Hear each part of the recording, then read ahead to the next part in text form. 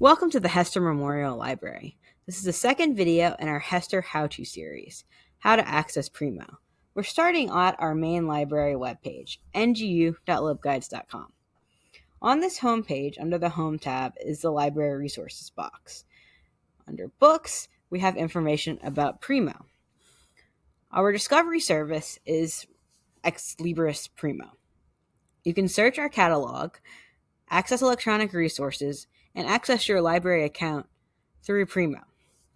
There is a simple search bar provided for quick searches, but for best results, you should access our main Primo page. And you can access that by clicking the hyperlink on the red here. You can go straight to our Primo page by clicking here, and that's where we're going to go. And this is our main Primo page. To access full services, you're going to need to sign in using your NGU credentials. This will give you the best results in your searching and allow you to also save searches and access your account. Additionally, you can access Primo on our quick start page in the Primo box. Once again, we have a quick search bar, and then we also have another hyperlink next to the right here, which will bring you back to our Primo page. Thanks for watching, and be on the lookout for our next video series presenting Primo.